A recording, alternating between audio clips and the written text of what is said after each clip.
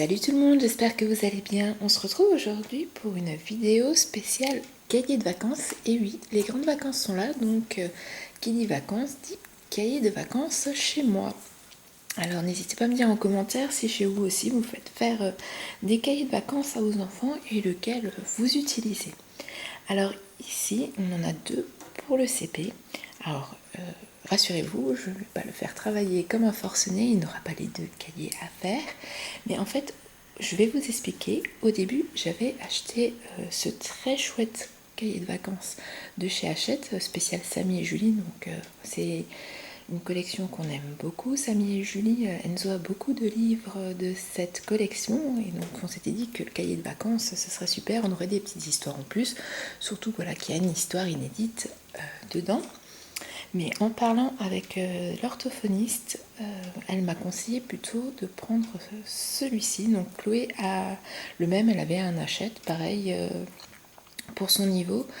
Et donc on lui a pris aussi pareil ma cinquième facile. Alors je vous montrerai pas ceux de Chloé parce que ça revient exactement au même que ceux-là.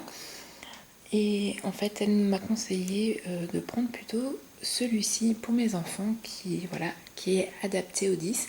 Et donc je voulais surtout vous présenter la différence pour les parents comme moi qui ont des enfants 10. Parce que c'est vrai que moi je ne l'avais jamais vu dans le commerce, celui-ci. C'est mon orthophoniste qui m'en a parlé, donc je voulais vous le présenter pour que vous puissiez y avoir aussi accès à ceux qui ne le connaissent pas. Et pour les autres parents, je voulais aussi vous montrer la différence qu'il y a entre ces deux très bons cahiers. Donc on fera quand même un petit peu de Samy et Julie. On va surtout lire en fait dans Samy et Julie les histoires. Et on va faire un peu d'anglais car Enzo fait de l'anglais à l'école et les petits jeux s'il a envie. Donc du coup celui-là je vais quand même le garder et on va le garder plus en histoire. Et puis pour faire un petit peu d'anglais. Par contre, toutes les autres matières, on ne va pas y toucher. On va faire les matières générales dans celui-ci. Donc je vais vous montrer comment il se présente. Donc bon, pareil, hein, on a les sommaires. Mais là où ça va, se changer, ça va changer. Alors je vais vous zoomer un petit peu dessus pour que vous voyez de plus près. Alors attention, ça va faire mal aux yeux. Oups. Voilà, par exemple, vous voyez, dans tout ce qui est consigne, on retrouve en fait, deux couleurs pour les sons. En fait, ça permet, vous voyez, ça reste les sons ensemble. Donc sur, c'est une couleur. Il y a deux syllabes, donc on a deux couleurs. Et chaque fois, en fait, on sépare les sons. Écriture. Donc pour les 10, c'est vraiment beaucoup plus facile d'avoir ce genre de choses. Et regardez, je vais vous montrer, je vais ouvrir l'autre en dessous.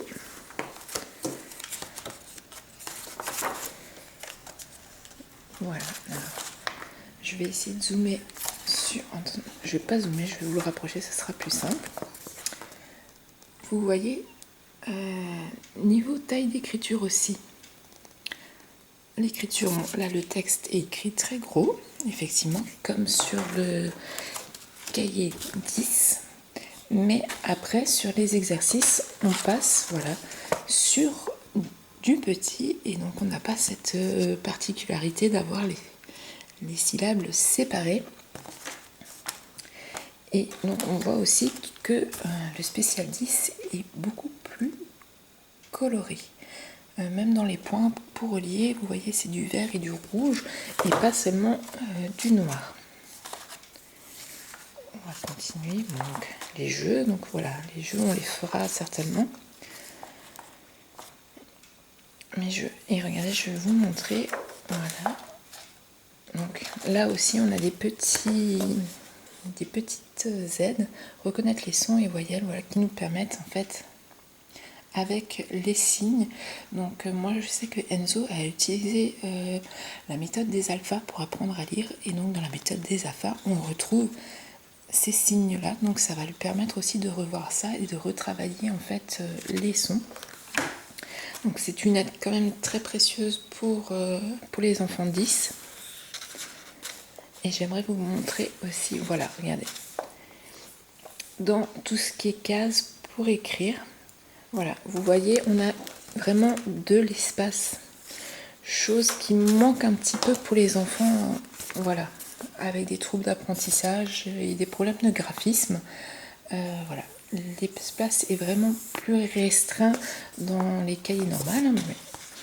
Donc du coup, les enfants avec des troubles d'apprentissage ou 10 vont vraiment avoir plus de facilité, vous voyez, à aller travailler sur les lignes comme ceci. Il est vraiment fait pour leur faciliter et leur donner envie de travailler. Parce que vous voyez là par exemple sur les espaces d'écriture, j'en trouve pas comme je voudrais avec des chiffres. C'est beaucoup plus... Voilà, c'est plus adapté. Après, comme je dis, Samy et Julie, les éditions Hachette est un très beau cahier de vacances qui me plaît énormément. Hein. Mais voilà, ce sera beaucoup plus adapté à mon enfant, voilà, de travailler sur le 10. Et vous voyez, en fait, il y a partout en fait des petits rappels sur comment reformer ces chiffres. Voilà, ça reste le programme de CP, on retrace des lettres, on retravaille, mais en fait, on permet du coup voilà, de retravailler avec des lignes colorées, reprendre ces bases-là, s'il y a eu des petits problèmes pendant l'année, permettre aux enfants aussi de reprendre du coup confiance, parce que du coup, c'est vraiment très ludique, très coloré, ça donne vraiment très envie. Et je sais que c'est un problème que j'ai rencontré l'année dernière avec Enzo. Il n'avait vraiment, mais vraiment pas du tout envie de faire son cahier de vacances, ça lui donnait pas du tout envie. Et là, je lui ai déjà présenté un petit peu et il est un peu plus enthousiaste. Alors je vous dis pas qu'il saute de joie, ça reste un enfant voilà, qui n'a pas forcément envie de faire du cahier de vacances. Je pense certains enfants rencontrent tous ce problème, à part ceux qui ont des enfants qui aiment beaucoup travailler. Donc là, vous, c'est le contraire. Vous cherchez plutôt plusieurs cahiers de vacances pour pouvoir les occuper. Mais moi, s'il finit, je serais super contente. Donc vous voyez, même on réutilise les frises numériques, on reprend voilà avec les doigts. C'est vraiment pour tous ceux qui... Bon, alors c'est pas le cas d'Enzo, il ne souffre pas de dyscalculie.